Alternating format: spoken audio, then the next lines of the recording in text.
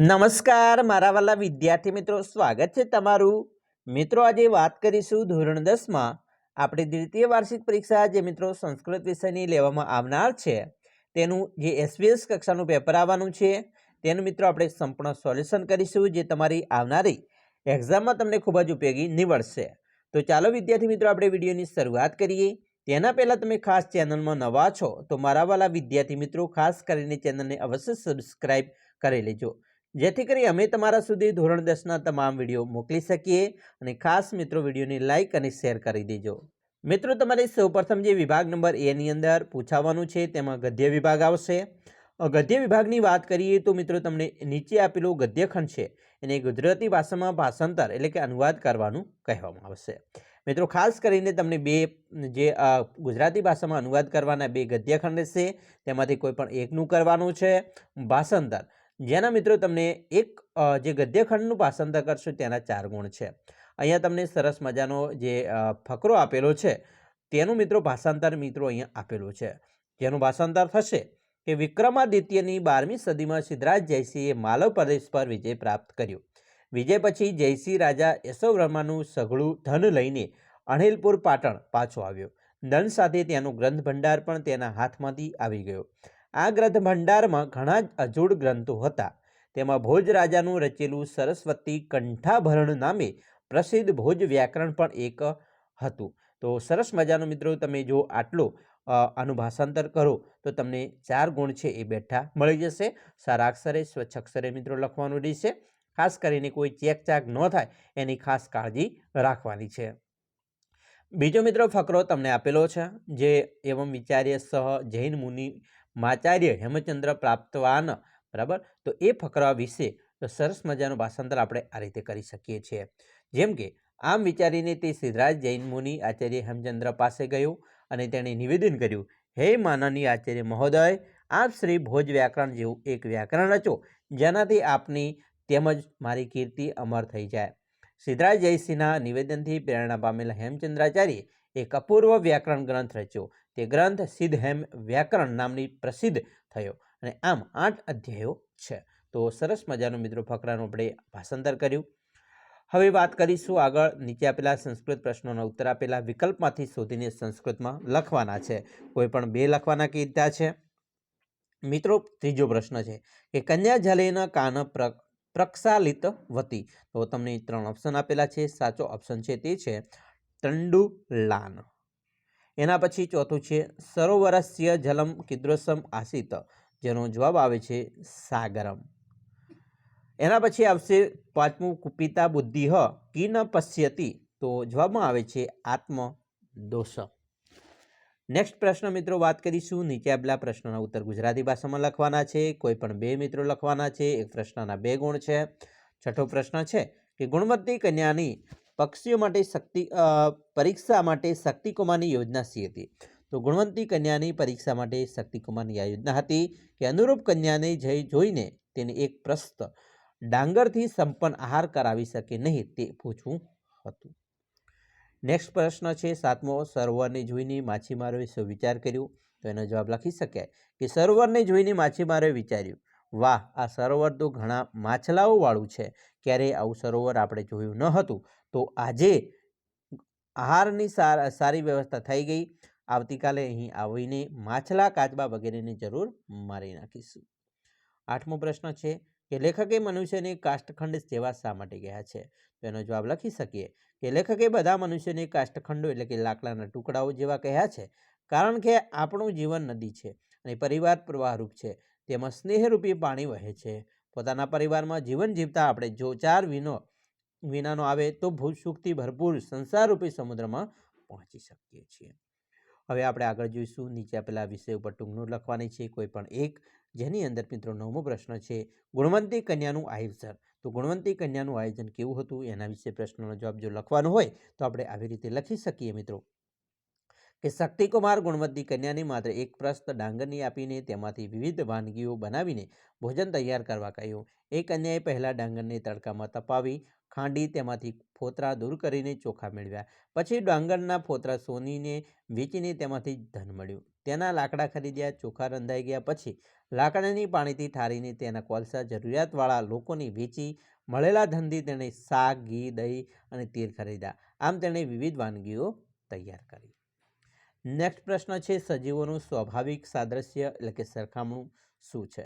તો એનો સરસ મજાનો જવાબ મિત્રો આપણે 2 ગુણમાં આટલું લખી શકીએ છીએ. મિત્રો ખાસ મોસ્ટ આઈએમપી છે, આપણે તૈયાર કરવાનું છે. એના પછી 11મો પ્રશ્ન છે, નીચે આપેલા ગદ્યખંડ વાંચી પ્રશ્નના ઉત્તર સંસ્કૃતમાં લખવાના છે.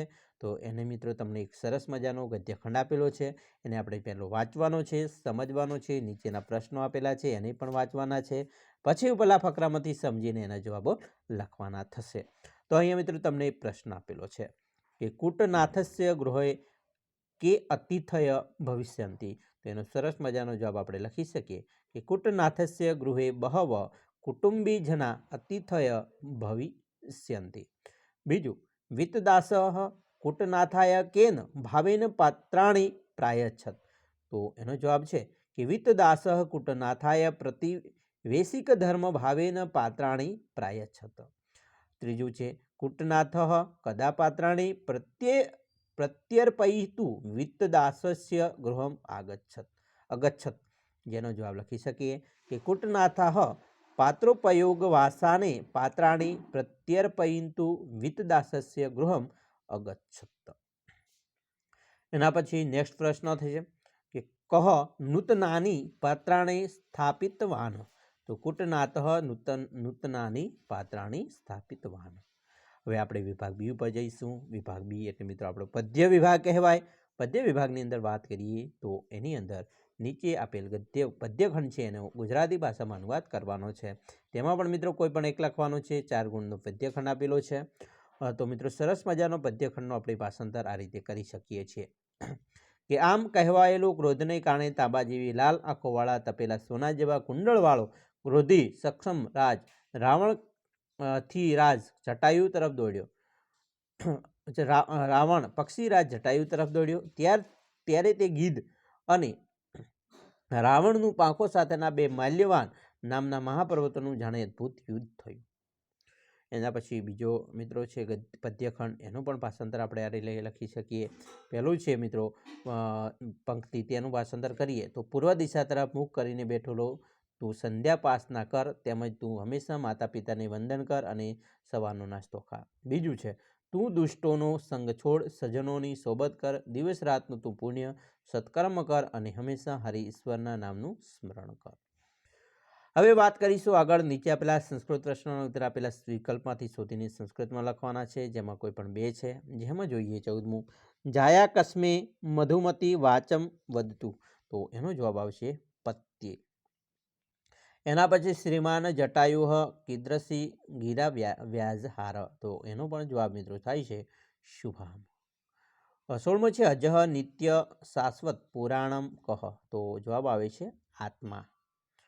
એના પછી મિત્રો ગુજરાતી ભાષામાં પ્રશ્નોના જવાબ લખવાના છે. 17મો પ્રશ્ન છે કે ભક્ત પોતાના કયા સ્વજનને છોડીને માતાને પોતાની એકમાત્ર ગતિ માને છે. તો એનો જવાબ છે કે ભક્ત પોતાના માતા પિતા, બંધુ, પુત્ર, પુત્રી, સેવક, સ્વામી કે પત્નીને છોડીને ભવાની માતાને પોતાની એકમાત્ર ગતિ માને છે. 18મું છે વૃદ્ધ જટાયુ રાવણને કયા શબ્દોમાં પડકારે છે. તો વૃદ્ધ જટાયુ રાવણને મિત્રો આ શબ્દોમાં પડકારે છે કે હું વૃદ્ધ છું અને તું યુવાન છે.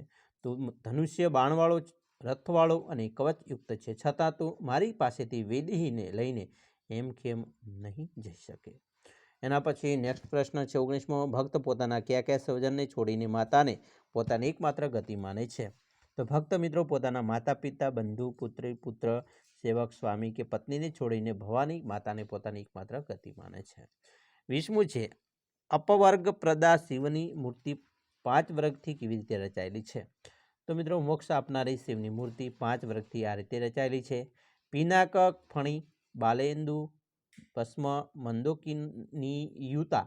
અથવા ભગવાન શિવની મૂર્તિમાં 5 વર્ગના 5 વર્ણો આવે છે, જેમાં પ, ફ, બ, ભ અને મ પહેલો 5 વર્ણ પિનાકમાં છે. પિનાક શિવનું ધનુષ્ય છે. બીજો ફ વર્ણ ફણીમાં આવે છે, ફણી એટલે નાગ. ત્રીજો બ વર્ણ બાલેન્દુમાં આવે છે અને બાલેન્દુ એટલે બાલચંદ્ર. ભગવાન શિવ તેને મસ્તક પર ધારણ કરે છે. ચોથો વર્ણ ભ છે. શિવ આખા શરીરે ભસ્મ ચોળે છે અને 5મો વર્ણ છે મ ભગવાન શ્રી મંદાકિની ગંગાને પોતાના મસ્તક પર ધારણ કરી છે. ને એના પછી શ્લોક પૂર્તિ છે મિત્રો. શ્લોક પૂર્તિ તમને અહીંયા કોઈ પણ 2 લખવાની છે. 2 ગુણની મિત્રો શ્લોક પૂર્તિ તમે આટલું લખશો તો તમને 2 ગુણ છે મળી જશે. સરસ મજાની મોસ્ટ આઈએમપી મિત્રો કહી શકાય કે એસ્માનું દ્વિજતે ખલ્યા મેં પ્રિય. બરાબર, તો શ્લોક પૂર્તિ કરવાની છે. એના પછી બીજી છે અનાથો દરિદ્રો ખલ્યા ત્વમેકા ભવાની. બરાબર, તો એની પણ શ્લોક પૂર્તિ અહીંયા કરી શકાય છે. એના પછી મિત્રો તમને 3 આપેલી છે, એમાંથી કોઈ પણ 2 શ્લોક પૂર્તિ તમારે કરવાની છે, જેના 4 ગુણ છે, એટલે કે 2 ગુણ મળી જશે. વિભાગ સી એટલે નાટ્ય વિભાગ. નાટ્ય વિભાગની વાત કરીએ તો અહીંયા મિત્રો નાટ્યખંડ ગુજરાતી ભાષામાં અનુવાદ કરવાનો છે, કોઈ પણ એક. બરાબર, તો તમને અહીંયા 4 ગુણ છે એ નાટ્યખંડના મળી જશે. જે ચંદનદાસ અને ચાણક્ય વચ્ચે જે સંવાદ થયેલો છે એનું મિત્રો નાટ્યખંડ, જે મિત્રો તમે આટલું ભાષાંતર કરશો તો તમને 4 ગુણ છે બેઠા મળી જશે. તો સરસ મજાનો છે મિત્રો, એનું પણ તમારે ખાસ તૈયાર કરી લેવાની છે. બોર્ડની એક્ઝામમાં પણ ઉપયોગી નીવડશે. 25મો મિત્રો અહીંયા સંવાદ છે એ સાંડલ્ય, બરાબર, અને પરિવ્રાજક એટલે કે સંન્યાસી વચ્ચે જે થયેલો છે એનું પણ ભાષાંતર તમને મિત્રો અહીંયા મળી જશે. બરાબર, આ ખાસ તમારે તૈયાર કરવાનું છે. હવે આપણે નેક્સ્ટ જોઈશું વાક્ય કોણ બોલે છે અને કોને કહે છે. બરાબર, તો અહીંયા જોઈએ કે વયમપી ખલુ રૌદ્રા રાક્ષસો ગ્રસ્વ ભાવા. એનો દુર્યોધન બોલે છે. શાંત પાપમ, તો આ વાક્ય છે એ ઘટોત્કચ બોલે છે.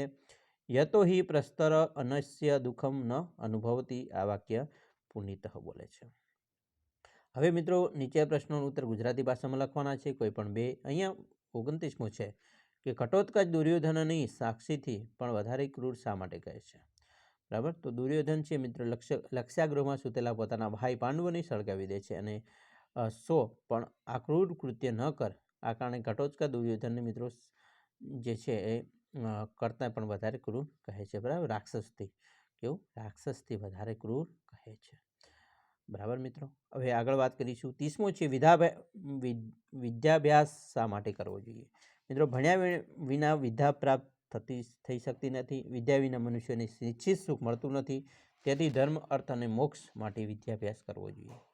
31મો પ્રશ્ન છે અભિમન્યુ મૃત્યુ થતાં અર્જુને કરેલા વિલાપ વિશે લખો. 2020માં પૂછેલો પ્રશ્ન છે. યુદ્ધના મેદાનમાં અભિમન્યુને મૃત્યુ થતાં તેના પિતા અર્જુન વિલાપ કરતા કહે છે કે હાય પુત્ર, ગુરુકુળના તેજસ્વી દીપક, હાય વત્સ યદુકુળ અંકુર, તારી માતા સુભદ્રા અને મને છોડીને પિતામહ પાંડુરાજને મળવાની જે છાતી તું સ્વર્ગ સિધાવ્યો છે. પછી ટૂંકનોટ લખવાની છે મિત્રો. જત્તુ ગૃહ, જેમાં કોઈ પણ 2 લખવાની છે. એક ટૂંકના 2 ગુણ છે. તો સરસ મજાની મિત્રો અહીંયા તમને 3 ટૂંકનોટ આપેલી છે, જેમાં બીજી છે શાંડિલી કરેલું ઉત્થાનનું વર્ણન. તો સરસ મજાનો આટલા મિત્રો પ્રશ્નો તમે તૈયાર કરશો તો તમને અહીંયા સરસ મજાના 4 ગુણ મળી જશે. દુર્ઘટનાની સાક્ષી બનેલા માણસોમાં કોઈ પણ 2 કર્તવ્યો જણાવવાના છે. બરાબર, તો એનો જવાબ મિત્રો સરસ મજાનો છે, લખી શકો છો. કૌંસમાં આપેલા પદોનો ઉપયોગ કરી સંસ્કૃત વાક્ય બનાવો. અહીંયા મિત્રો આપેલું છે સંદેશ લઈને જતો રહો. તો કૌંસમાં શબ્દ અહીંયા આપેલો છે, એનો થાય છે કે સંદેશ ગૃહીત્વા ગચ્છતુ. એના પછી અમે દૂતને હણનારા નથી. તો અહીંયા થાય છે વયમ દૂત ખાતા ક ન. પછી મારો વેપાર ધંધો અખંડ ચાલ્યા કરે છે. તો અસ્મદ ખંડિતતા મે વાણિજ્ય. વિભાગ ડી વ્યાકરણ વિભાગ કહેવાય. વ્યાકરણ વિભાગની વાત કરીએ તો અહીંયા મિત્રો સૂચના અનુસાર જવાબ લખવાના છે. પહેલું છે કે વારી શબ્દ છે એનો સમાનાર્થી શબ્દ બરાબર લખવાનો છે. તો અહીં મિત્રો ચિત્વા, તો ચિત્વાનું થાય છે તોયમ. પછી અજુનો વિરુદ્ધિ શબ્દ થાય છે જાત. પછી વર્તમાન કાળનું મધ્ય પુરુષ બહુવચન રૂપ છે લિખત, અહીંયા થશે. એના પછી મિત્રો સામાન્ય ભવિષ્યકાળનું રૂપ લખવાનું છે નિશ્યત થાય.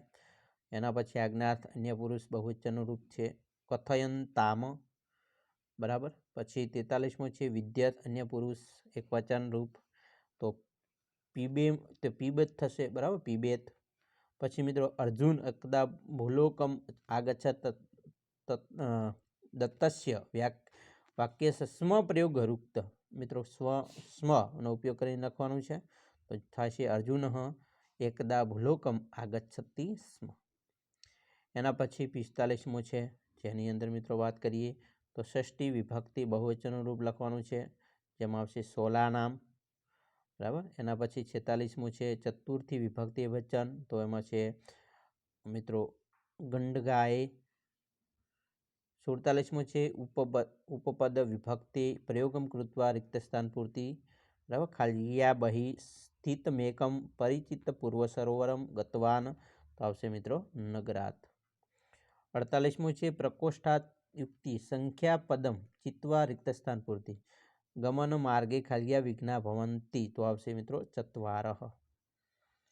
એના પછી 49મું છે બરાબર કૃદંતનો પ્રકાર ઓળખવાનો છે. શરીર કી તે રમણીયમ, તો વિદ્યાર્થ કર્મણી કૃદંત આવશે.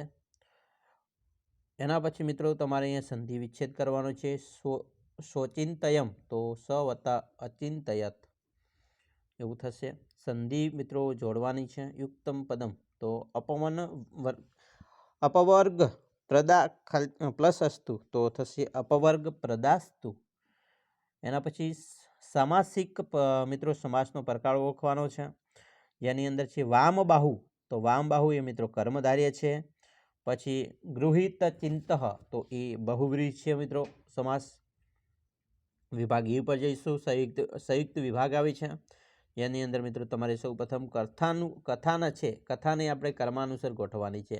જેના મિત્રો તમે કથાનું ક્રમ અનુસાર ગોઠવશો તો એના તમને અહીંયા 4 ગુણ મળી જશે. બરાબર. જેમાં જોઈશું પહેલો વાક્ય છે, બીજો વાક્ય છે મિત્રો, પછી અહીંયા ત્રીજું વાક્ય છે, અને આ છે ચોથું વાક્ય બને છે. પછી મિત્રો 55 છે નીચેના ગદ્યખંડ વાંચી પ્રશ્નોનો ઉત્તર સંસ્કૃતમાં લખવાના છે. સરસ મજાનો ફકરો આપેલો છે. ફકરાને વાંચવાનો છે, સમજવાનો છે, અને પછી મિત્રો અહીંયા પ્રશ્નો આપેલા છે એને આપણે સમજી વિચારીને એના જવાબો છે લખવાના છે. જવાબો તમને અહીંયા મળી જશે.